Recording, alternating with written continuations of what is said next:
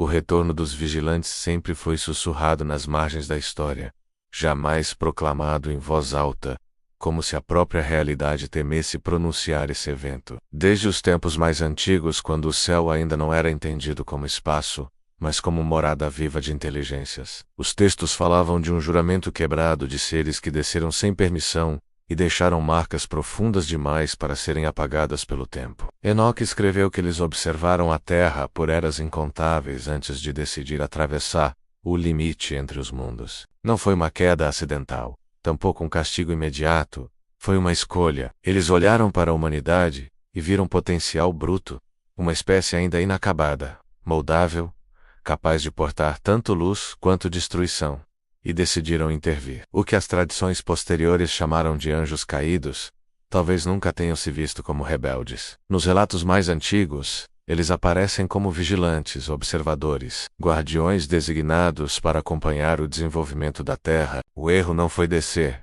mas ensinar demais. Eles entregaram à humanidade segredos que não pertenciam ao tempo humano. Metalurgia avançada, astronomia precisa, escrita simbólica, fórmulas para manipular energia, nomes que alteravam a matéria, códigos que reorganizavam a mente. O homem deixou de ser apenas criatura e passou a ser algo intermediário, um reflexo imperfeito dos próprios vigilantes.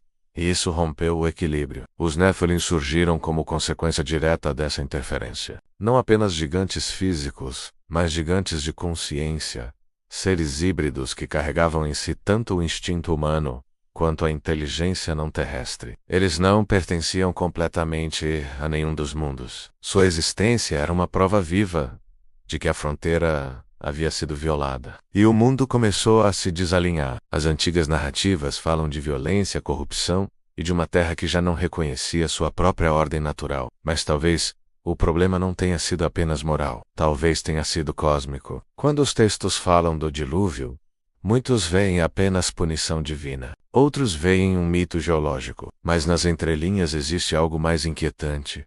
Uma ação corretiva em escala planetária. Um reset não apenas para destruir, mas para apagar rastros. Cidades que não deveriam existir, conhecimentos que não poderiam permanecer, linhagens que cruzavam limites proibidos. O dilúvio foi a forma mais eficiente de silenciar um experimento que saiu do controle. E os vigilantes foram julgados não por ódio, mas por quebra de protocolo. Enoque descreve prisões que não são feitas de pedra, mas de frequência. Abismos que não estão abaixo da terra, mas fora da realidade perceptível. Os vigilantes foram confinados em estados de existência suspensa, aguardando um tempo específico para serem libertos. Não um castigo eterno, mas um adiamento. Um confinamento até que a humanidade atingisse um ponto crítico de maturidade. Esse detalhe é frequentemente ignorado, mas muda tudo. Se eles aguardam um tempo determinado, então o retorno não é uma possibilidade abstrata. É um evento programado. As profecias apocalípticas sempre falaram de sinais nos céus, de estrelas que se movem de forma anormal, de trombetas que soam sem origem física, de uma revelação que não vem apenas como destruição, mas como exposição. Apocalipse, no sentido original, significa revelação, retirada do véu. Não o fim do mundo, mas o fim da ilusão. E se essas descrições não falam de magia, mas de tecnologia avançada reinterpretada por mentes antigas? Luzes descendo do céu, vozes que falam sem corpo, seres que atravessam paredes, armas que incineram cidades, marcas impostas nos corpos. Tudo isso, visto por uma civilização antiga, só poderia ser descrito como ação divina. A ideia moderna de uma federação galáctica surge como um eco tecnológico dessa antiga Assembleia Celestial, mencionada em textos hebraicos, sumérios e apócrifos. Um conselho de inteligências que supervisiona sistemas estelares, regula interferências e decide quando um planeta está pronto para contato direto. Dentro dessa lógica, os vigilantes não seriam demônios, mas agentes que violaram a diretriz principal, a não interferência direta. O retorno deles então não seria um ataque, mas um ajuste de contas, tanto com a humanidade quanto com a própria federação. O que torna esse retorno especialmente perturbador é o momento histórico em que vivemos. Pela primeira vez, a humanidade observa o céu com instrumentos capazes de detectar assinaturas anômalas. Pela primeira vez, falamos abertamente sobre vida extraterrestre em esferas governamentais. Pela primeira vez, Tecnologias que antes pareciam milagres agora são comuns. Inteligência artificial, manipulação genética, vigilância global, comunicação instantânea. Estamos, lentamente, nos tornando semelhantes àquilo que os vigilantes foram para nossos ancestrais. E isso talvez seja o verdadeiro sinal. As profecias falam de um tempo em que o conhecimento aumentaria, em que os homens correriam de um lado para outro, em que segredos seriam revelados. Não dizem que isso aconteceria por iluminação espiritual, mas por excesso de informação. O retorno dos vigilantes pode não ser físico no sentido clássico.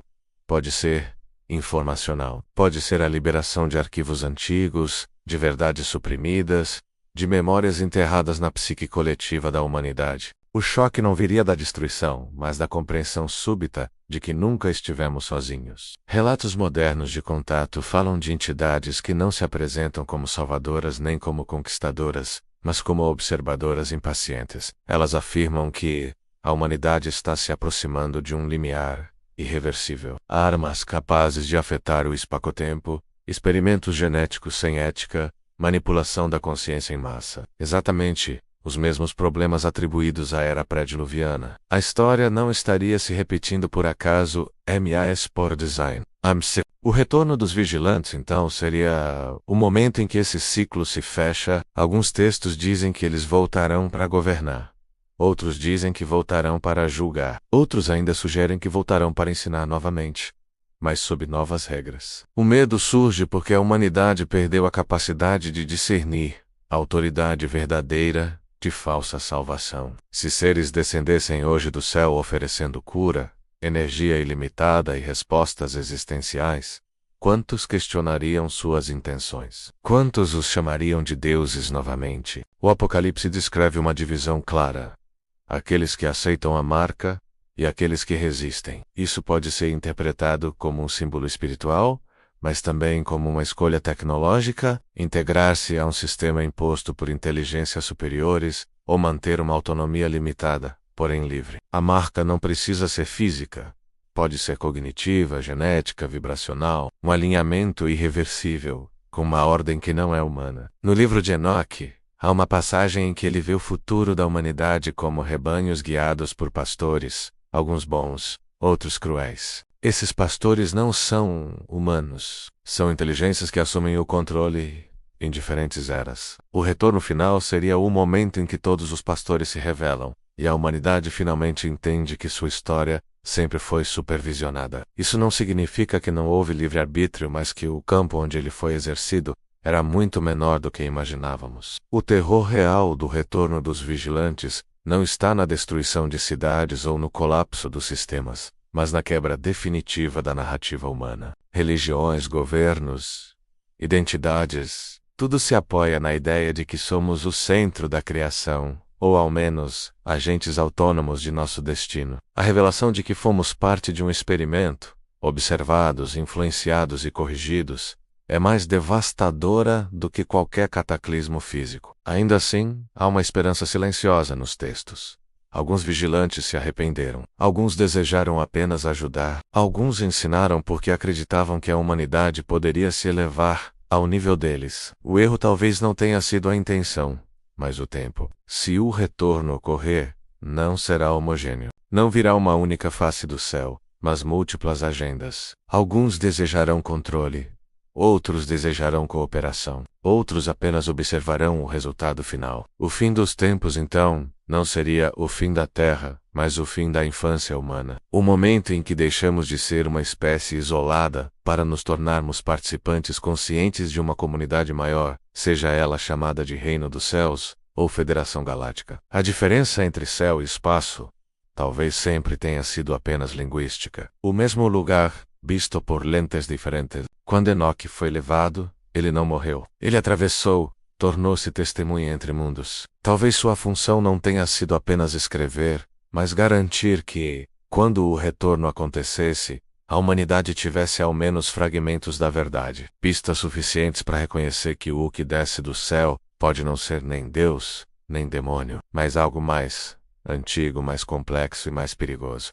Um espelho do que nós mesmos podemos nos tornar. E assim, o retorno dos vigilantes permanece suspenso no horizonte do tempo, não como ameaça explícita, mas como consequência inevitável. Se eles voltarão como anjos libertos do abismo, ou como emissários estelares de uma federação antiga, pouco importa. O verdadeiro apocalipse será interno. A revelação de que a linha entre o divino e o extraterrestre, entre o sagrado e o tecnológico, nunca existiu de fato. Sempre foi apenas uma interpretação humana tentando dar nome ao incompreensível.